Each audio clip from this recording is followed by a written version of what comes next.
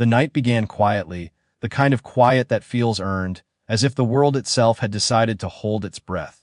Snow rested gently on the ground, unmarked, untouched, the glowing faintly under a pale winter moon.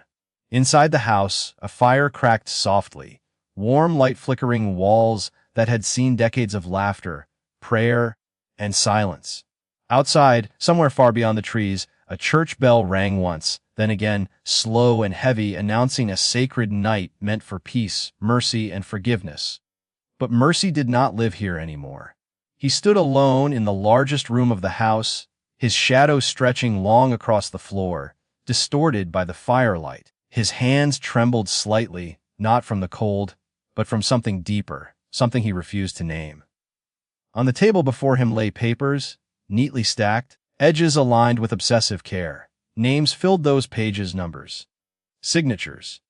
Transactions made official with ink instead of blood, though the difference felt meaningless now. He told himself it was necessary. He had repeated that lie so many times it had begun to sound like truth. Necessary to survive.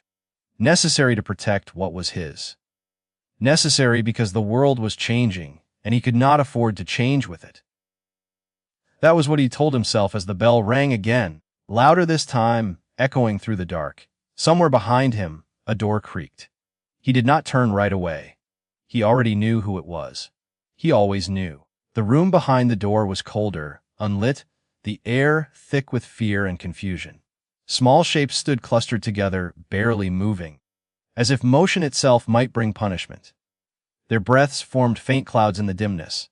No one spoke. No one cried. They had learned that silence was safer. He finally turned, forcing his face into a mask of authority, the kind that had never failed him before. 12 pairs of eyes looked back at him. Some wide, some hollow, some far too old for faces so young, children. They did not understand the words written on the papers.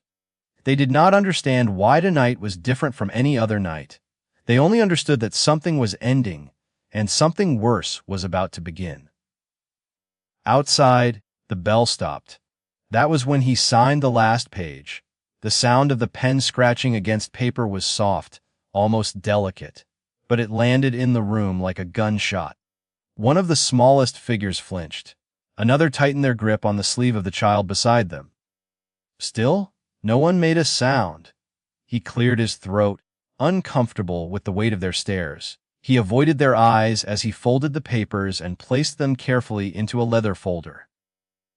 This was business. That was all. He had done far worse things in his life and slept soundly afterward. This would be no different. Or so he believed. The door at the front of the house opened shortly after. Cold air rushed in, extinguishing one of the candles. Heavy footsteps followed, accompanied by unfamiliar voices, low and impatient. The men who entered did not bother to look around. Their eyes went straight to the children, assessing, measuring, calculating value in silence. He spoke to them in hushed tones, words clipped and efficient. There was no hesitation in his voice, no sign of doubt. The exchange was quick, too quick. One by one, the children were led out into the night. Some stumbled. One looked back, eyes searching his face for something, anything. He did not meet their gaze. He told himself that looking would change nothing.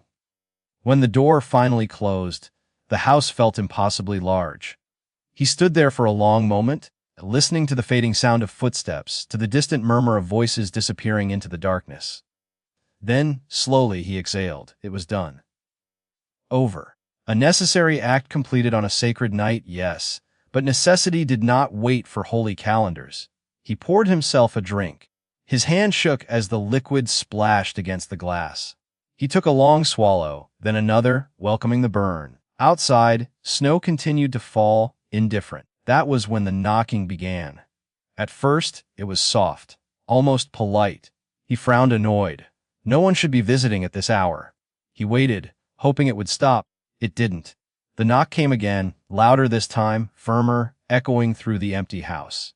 His irritation shifted, curling into something closer to unease. He set the glass down and moved toward the door, each step slower than the last. When he opened it, no one was there. The porch was empty, snow untouched. The road beyond lay still, stretching into darkness. He scanned the trees, the fence line, the shadows. Nothing. He told himself it was the wind, though the night was unnaturally calm. He closed the door and turned back toward the fire. Behind him, something moved. He froze. The sound was faint, like fabric brushing against wood. He spun around, heart pounding, but the room was empty. Exactly as he had left it. He swallowed, forcing a laugh that sounded wrong even to his own ears. "You're imagining things," he muttered. The fire crackled in response. He returned to his chair, but the warmth no longer comforted him. Every shadow seemed sharper now, more defined. The silence pressed in, heavy and watchful. He finished his drink too quickly and poured another, then another. The clock on the wall ticked loudly, each second stretching longer than the last. Midnight passed. That was when the house changed. It began subtly. The temperature dropped, though the fire still burned. The air grew thick, difficult to breathe. He felt as though he were being watched, not from one place, but from everywhere at once. Then he heard it. Footsteps, small ones. They moved slowly across the floor behind him, uneven, hesitant. His chest tightened. He did not turn. His body refused to obey. The footsteps stopped. A whisper brushed against his ear, not words, just breath. He jumped to his feet, spinning around, knocking over the chair. The room was empty. His pulse roared in his ears. He backed toward the wall, scanning every corner.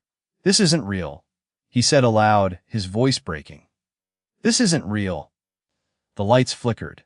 In the glass of the window, he saw movement behind him. Reflected, not real. 12 small shapes stood where the door to the other room had been. Their forms were indistinct, blurred, as if made of shadow and memory rather than flesh. He turned slowly. They were gone. A sound escaped his throat, somewhere between a gasp and a sob. His legs gave way, and he sank to the floor, clutching at his chest. His heart felt too large for his body, pounding painfully against his ribs. Images flooded his mind, uninvited and relentless. Faces. Eyes. Small hands reaching out, not in accusation, but in confusion. He saw the moment he had looked away, over and over again. The clock struck once, then twice, then stopped. The silence that followed was absolute. From somewhere deep within the house, a door slammed shut. He screamed. He stumbled through the halls, calling out, begging anyone, anything, to answer him. Every door he opened revealed empty rooms, cold and lifeless. The house that had once felt powerful now felt like a trap, its walls closing in with each frantic step. The whispers returned, louder now, overlapping, filling the air with a sound like wind through dry leaves. He clutched his ears, dropping to his knees. "I did what I had to do," he cried. "I had no choice." The whispers stopped. A single voice remained, soft, calm, unforgiving. He lifted his head slowly. In front of him stood a figure, taller than the rest, its shape barely visible in the dim light. He could not see its face, but he felt its gaze like a weight pressing down on his soul. "You chose," the voice said. The words cut deeper than any blade. He shook his head violently. "No," he whispered. "I didn't. I couldn't." The figure stepped closer. The air grew colder still, frost creeping along the walls, crawling across the floor toward him. "You chose comfort over conscience," the voice continued. "Profit over mercy, silence over humanity." He tried to stand, but his legs refused to move. Tears streamed down his face now, hot and uncontrollable. "It was one night," he pleaded. "Just one night." The figure knelt before him. "For them?" The voice said. "It was the end of every night they would ever know." The room dissolved around him. The walls faded, the fire vanished, and he found himself standing in the snow. 12 sets of footprints surrounded him, leading away in different directions, each path disappearing into darkness. He was alone. The cold was unbearable. It seeped into his bones, into his thoughts, into his memories. He tried to follow the footprints, but his feet sank deep into the snow, heavy and slow. No matter how hard he pushed forward, he did not move. The footprints began to fade. "No," he shouted. "Please." One by one, they vanished, until the snow was smooth and untouched once more. He woke with a violent gasp, clutching at his chest. Morning light filtered weakly through the windows. The fire had burned out, leaving only ash. For a moment, he convinced himself it had all been a dream, a product of git and drink. Then he noticed the silence. No birds, no wind, no distant sounds of life beginning anew.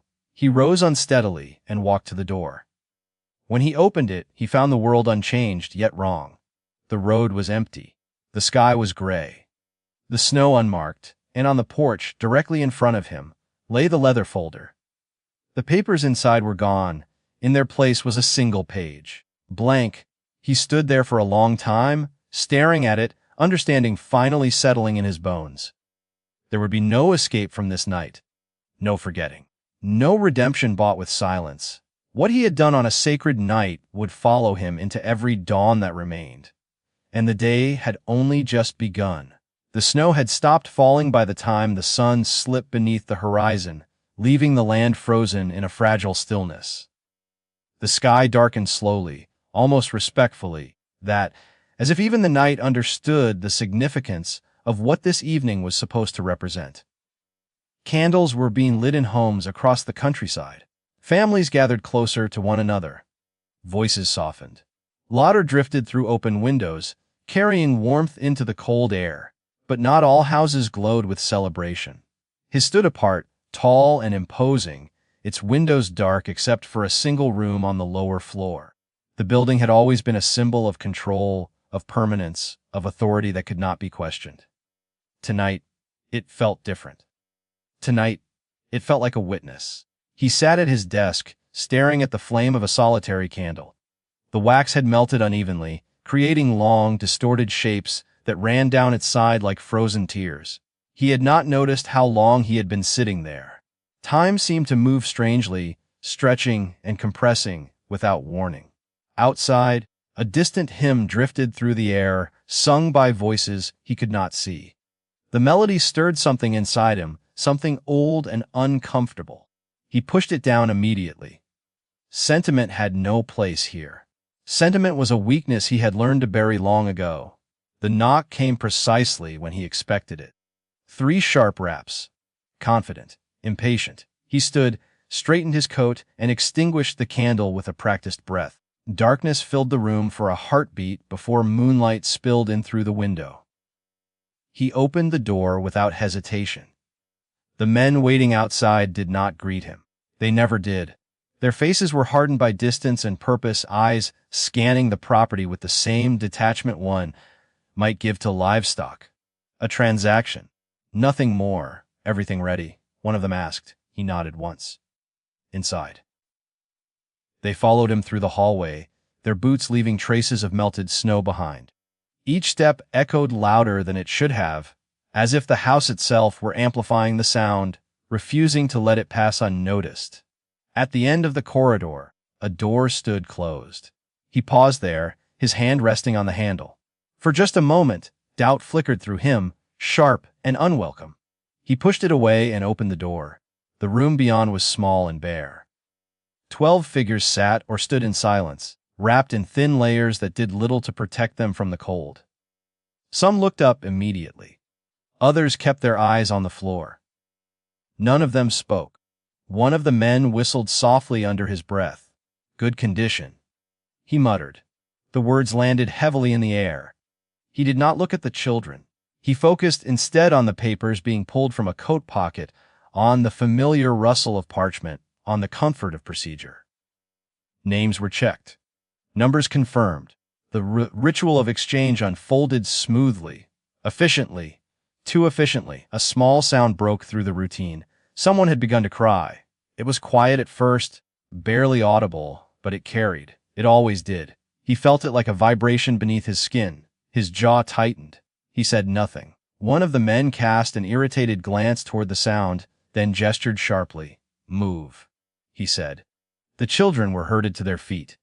Some resisted instinctively, clinging to one another. Others moved with the dull compliance of those who had learned resistance only brought pain. As they were led out, one child stumbled, falling to their knees. For the first time, he looked directly at them. The child's face was streaked with dirt and tears, eyes wide with fear and confusion. For a split second, something cracked inside him. A memory surfaced uninvited. A smaller version of himself, long ago, standing alone in the cold, waiting for someone who never came. He turned away. The door closed behind the last of them, sealing the room in silence. The men departed without ceremony, their voices fading into the night. The house exhaled, though it did not feel relieved. He remained where he was, and staring at the empty space where 12 lives had stood moments before. The transaction complete. The night still young. He poured himself a drink, then another. The liquid did nothing to warm him. His thoughts moved in circles, brushing dangerously close to something he refused to confront. Outside, the hymn ended. The quiet returned, deeper than before. That was when he heard it. A faint tapping sound, rhythmic and deliberate, coming from somewhere within the house. Not a knock, not footsteps. Something softer, persistent. He froze, glass halfway to his lips. The sound came again, tap, tap. He set the glass down slowly, listening. The noise seemed to come from the hallway. He moved toward it, each step cautious, his pulse thudding in his ears. The hallway was empty. The tapping continued. It was coming from the room he had just left. His stomach tightened. He told himself it was nothing. The house was old. Wood expanded and contracted. Sounds carried. He had heard them all before. Still, his hand trembled as he reached for the door. When he opened it, the room was exactly as he had left it. Bare, cold, empty. The tapping stopped. He stood there for a long moment, then closed the door and laughed under his breath, the sound brittle and forced. He returned to the main room, determined to forget the disturbance. Midnight arrived unnoticed. The candle on the mantel flared suddenly, though no one had lit it. He stared at the flame, unease creeping into his chest. The air felt heavier now, pressing down on him, making it difficult to breathe. A whisper brushed past his ear. He spun around. Nothing. His heart raced. He paced the room, running a hand through his hair, muttering to himself. He had faced far worse than shadows and sounds. Fear was a luxury he could not afford. The whisper came again, closer. This time, it carried words. Why? He backed away, colliding with the table behind him. The candle flickered violently, shadows leaping across the walls. He shook his head, squeezing his eyes shut. Enough, he said aloud. This is enough. The temperature dropped sharply. His breath fogged in the air. The whisper multiplied, overlapping voices filling the room with a low, constant murmur. He clutched his ears, but the sound came from inside him now, echoing through his thoughts. Faces appeared in the shadows, forming and dissolving, watching him with expressions he could not bear to name. Not anger, not hatred, expectation. You don't get to forget, a voice said clearly. He sank to his knees, his strength leaving him all at once. I did what I had to do, he whispered, the words tasting bitter now. I did what the world demanded. The world did not demand this. The voice replied. You did. The room darkened completely. The candle went out. He was alone in the blackness, surrounded by unseen presences he could feel but not escape. Time lost meaning. Seconds stretched into eternities. Images filled his mind. The children's faces. The moment he had turned away. The sound of footsteps fading into the night. Each memory replayed with mirthless clarity. Stop, he begged. The darkness pressed closer. You chose this night. The voice continued, calm and relentless. A night meant for mercy. You chose to break what could not be repaired. The weight became unbearable. His chest tightened painfully. He gasped for air that would not come, his vision narrowing. Then, suddenly, it was over. He collapsed forward, his forehead striking the floor. Morning light woke him. He lay where he had fallen, stiff and disoriented. Sunlight streamed through the windows, illuminating the room in a way that made the night's horrors feel unreal. He laughed weakly, relief flooding him. A dream, he told himself. Just a dream. He pushed himself to his feet and moved toward the door, eager to prove the world unchanged. When he opened it, cold air rushed in, sharp and clean. The yard was empty. No tracks, no signs of movement, but something lay on the doorstep, a small, worn shoe. He stared at it, his breath catching painfully in his throat. Slowly, He bent down and picked it up. It was light, fragile, still cold from the night air. His hands began to shake uncontrollably. Behind him, the house creaked softly, settling into the day. He turned back inside, clutching the shoe to his chest, understanding finally dawning with devastating clarity. The night had ended, but it had not let him go, and it never would. The evening arrived without ceremony, slipping over the land like a secret no one dared to speak aloud. The sky dimmed slowly, layers of gray and blue folding into one another until the first stars appeared, faint and distant. Smoke rose from chimneys across the countryside, thin trails of warmth drifting upward into the cold air. Inside those homes, tables were set, candles lit, prayers whispered. It was a night meant to soften hearts. His heart had hardened long before the sun went down. He stood at the window of his house, hands clasped behind his back, watching the last trace of daylight fade. The glass reflected his face back at him, older than he remembered, lines carved deep by years of decisions he no longer questioned. Power had a way of aging a man, not in the body, but in the soul. He had learned that lesson too late to care. Behind him, the house was silent. No footsteps, no voices, no laughter. The stillness was deliberate, enforced, cultivated. Silence made it easier to think. Silence made it easier to justify. Tonight required justification. He turned away from the window and walked toward the dining table, where documents were laid out with meticulous precision. He ran his fingers over the edges, feeling the weight of each page. Each line of ink represented an outcome, a future redirected by his hand. He did not read the names again. He had memorized them days ago. Reading them now would serve no purpose. Outside, a faint chorus of voices carried through the night. A hymn slow, reverent. He paused, listening despite himself. The sound stirred an old memory of standing beside his mother in a small church, her voice steady, her hand warm around his. For a moment, the memory threatened to pull him somewhere dangerous. He shut it down. That life was gone. That boy was gone. A knock sounded at the door. He did not startle. He had been waiting for it. He adjusted his coat, smoothed his hair, and crossed the room with measured steps. When he opened the door, cold air rushed in, carrying the smell of snow and leather. The men outside were strangers only in name. He had done business with their kind many times before.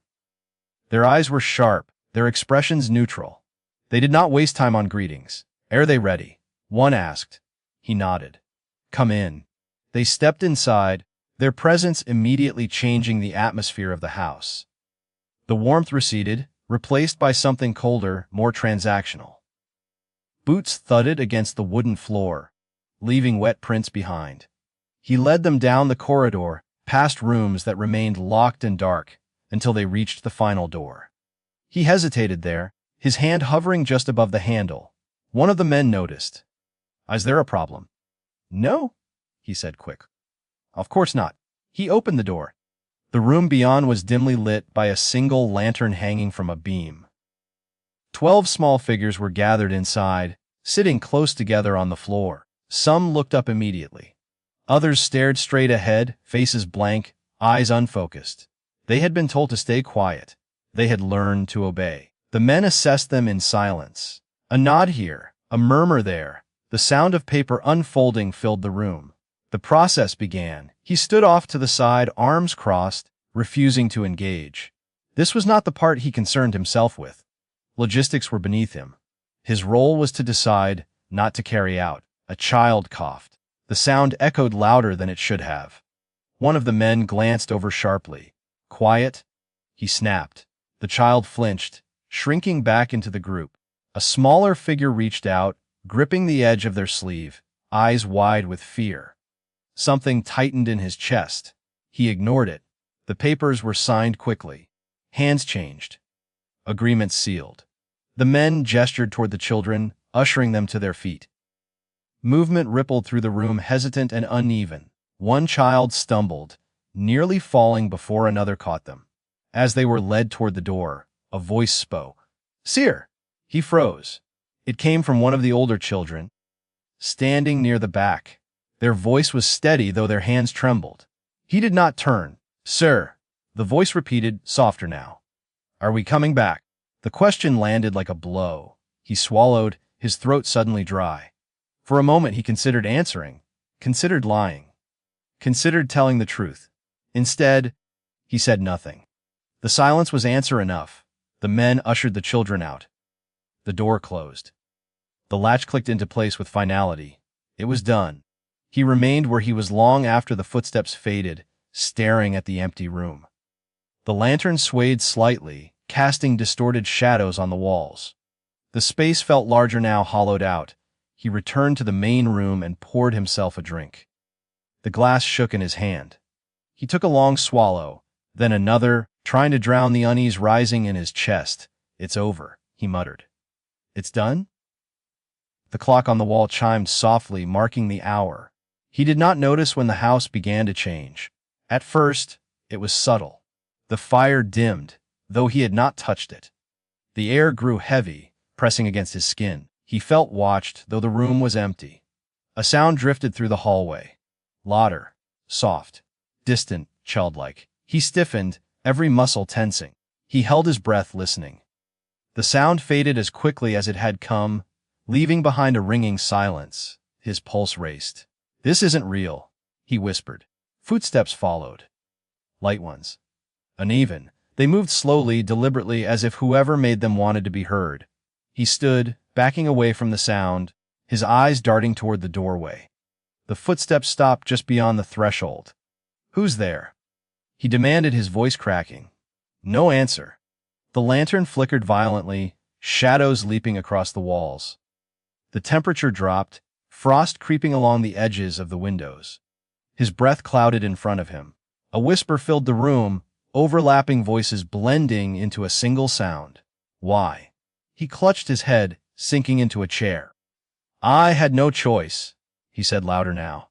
You don't understand? The whispers grew clearer, more distinct. We understood, one voice said softly. He looked up. Figures stood in the doorway. 12 of them. Their forms were pale, indistinct, as if made of memory rather than flesh. Their faces were calm, not angry, not accusing. Waiting. You chose, the voice continued. He shook his head violently. I did what I had to do. You did what was easiest? The voice replied. The figures stepped closer. With each step, the room seemed to shrink, walls pressing inward. He tried to stand, but his legs gave way beneath him. I didn't mean to hurt anyone, he sobbed. I just wanted it to end. For you, the voice said. It ended for you. For us it began. Images flooded his mind, the children being led away. The question he had refused to answer, the door closing. No, he whispered. The figures faded suddenly, leaving him alone in the freezing room. He collapsed forward, his body racked with sobs. Darkness swallowed him. He woke to the sound of birds. Sunlight streamed through the windows, warm and gentle. The fire was out. The room was exactly as he remembered it. He laughed weakly, relief washing over him. A nightmare, he told himself. Just guilt and imagination. He stood and walked toward the hallway, intending to prove the night had left no mark. As he passed the room where the children had been kept, he hesitated. The door was open. Inside, the room was empty just as before. But something lay on the floor. 12 small handprints pressed into a thin layer of frost that coated the boards. They led toward the door. He backed away slowly, his heart pounding. The handprints did not fade. They remained stark and undeniable. Outside, the world moved on. People gathering. Life continued. Inside the house, he stood alone, surrounded by the echoes of a choice he could never undo. The night was over. But what followed had only just begun. The night had settled over the town like a heavy blanket, thick with mist and the faint smell of frozen earth. Street lamps flickered intermittently, struggling to push back the darkness. Windows glowed faintly with candlelight, casting warm rectangles on the snow-dusted streets. Inside the grand house at the edge of town, all was silent, too silent for a night meant to celebrate. He moved through the halls with deliberate care, his footsteps muffled against the old rugs. The house smelled of polished wood, old leather, and a faint trace of smoke. His mind, however, was not at ease. Something had shifted in the air tonight, something he could not name, and it set his nerves on edge. At the end of the main corridor lay the study. A single lamp burned there, throwing long shadows against the walls lined with books. He approached the desk, hands trembling slightly as he set down a stack of papers, names, dates, destinies. He had spent weeks preparing, perfecting every detail, and yet a prickle of doubt wormed its way into his thoughts. Outside, the wind howled softly, carrying with it the distant chime of the town bell. It was supposed to be a sacred night, a night of reflection and mercy. But he had long since abandoned mercy. A knock at the door made him start. He had been expecting visitors, men who dealt in transactions where morality was optional. But even so, the sound rattled him more than he liked to admit. He straightened his coat, took a deep breath, and opened the door. Two men waited in the darkness, faces obscured by the brim of their hats. Their eyes glinted in the lamplight, cold and calculating. No words were exchanged. They stepped inside, boots leaving faint wet traces on the polished wood. Everything ready. One asked, voice low and clipped. He nodded, swallowing hard. "It's all here." The hallway seemed longer as they moved toward the back room. The air was heavy, carrying the faint scent of candle wax and old dust. The children were waiting. He had ensured they were unaware of the significance of the evening, unaware of the fate that would be decided within these walls. Their innocence should have been a shield, but tonight it would be a burden. When he opened the door, 12 small faces looked up at him, some wide-eyed, some blank, all uncomprehending. The children huddled together, instinctively reaching for each other's hands, seeking comfort where none could be given. One of the men stepped forward, hands behind his back, observing with detached scrutiny. The transaction would begin. He watched as the forms of the children shifted, as they were guided gently yet firmly toward the waiting group. A sound pierced the quiet, a soft sob from one of the smaller children. He flinched slightly, but turned his gaze elsewhere. There would be no room for compassion tonight. He had told himself this over and over. Necessary, practical, efficient. The papers were signed, stamped, and passed. Names were called. Questions were asked and answered tersely. Then, with a gesture, the children were led from the room. Some stumbled. One reached back, eyes searching for him, for a flicker of reassurance. He looked away, convincing himself that acknowledgement would change nothing. When the door closed behind the last of them, the room seemed impossibly empty. Silence pressed in from all sides. The firelight flickered across the walls, casting dancing shadows that made the room feel larger and yet smaller at the same time. He returned to the study and poured a drink, his hand unsteady. The warmth did nothing to quell the tightness in his chest. He had carried out his duty, but the night had already begun to twist around him, to distort the familiar into something strange and menacing. Midnight approached. The world outside had quieted further. Even the wind seemed to pause. The house itself seemed to hold its breath. Then came a sound, soft, deliberate, impossible. A tap, tap, tap, echoing from somewhere within the walls. He froze, every instinct screaming at him to move. The tapping came again. He moved toward it, trying to tell himself it was the house settling, a trick of the night. But deep down, he knew it was not. As he reached the hall, the tapping stopped. Silence replaced it, more oppressive than the sound had been. Then he heard a whisper, so faint it could have been the wind, but he knew better. Why? The word reverberated inside him, settling like a stone in his chest. He spun around, heart hammering, but saw nothing. The room was empty. A cold wind brushed past him, carrying with it the faint impression of small, ghostly footsteps. He backed toward the door, trying to convince himself that it was imagination, that it was impossible. It was neither. Figures began to form in the shadows, 12 of them, faint, ethereal, watching him with silent intensity. He could not see their faces clearly, yet he felt their eyes upon him, piercing, unwavering. "You chose," the whisper said again. Clearer this time. "You chose this night." His voice caught in his throat. I did what I had to do," he stammered. "You did what was easiest," the figures replied, in unison this time, the room grew colder still. Frost formed along the window panes. His breath came in ragged gasps. He tried to move, but his body refused, rooted to the floor by an invisible weight. Images began to invade his mind. Memories of the children, small faces, bright eyes, trembling hands, flashed with relentless clarity.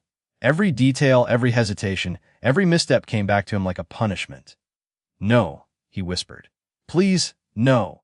The figures stepped closer, and with each step, the walls seemed to close in. Time lost meaning. The ticking of the clock slowed, then ceased. "You will carry this night with you," the whisper said. "Forever." He fell to his knees, hands over his ears, trying to block out the voices, the images, the weight of what he had done. He begged, he pleaded, but the world remained unchanged. The night was patient, relentless. When he finally lifted his head, the figures had vanished. The room was empty, silent. The frost had disappeared. The candle had extinguished itself. Morning light crept through the windows. He rose, trembling, unsure if he had slept or only imagined the horrors of the night. Outside, life went on, indifferent to the events that had transpired. Yet he knew, with a certainty that chilled him deeper than the winter air, that the night would never leave him.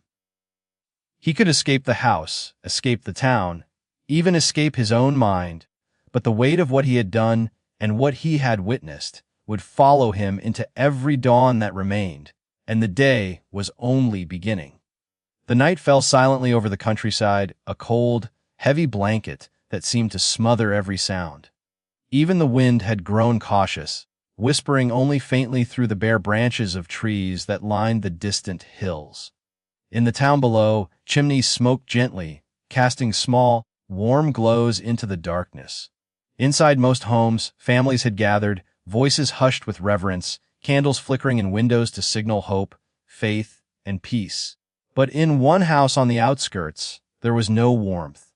There was no peace. The walls, dark and imposing, seemed almost alive, watching, waiting. He moved through them like a shadow, hands brushing along the carved wooden banisters, listening to the echoes of his own footsteps. Each step reminded him of decisions he had made, the kind that leave marks you cannot erase. The room he entered at the end of the hall was dimly lit by a single lamp that threw long, distorted shadows across the polished floor.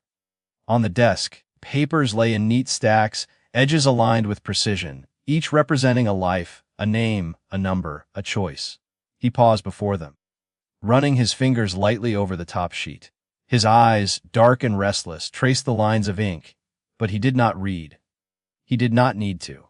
He remembered every name, every moment, every decision.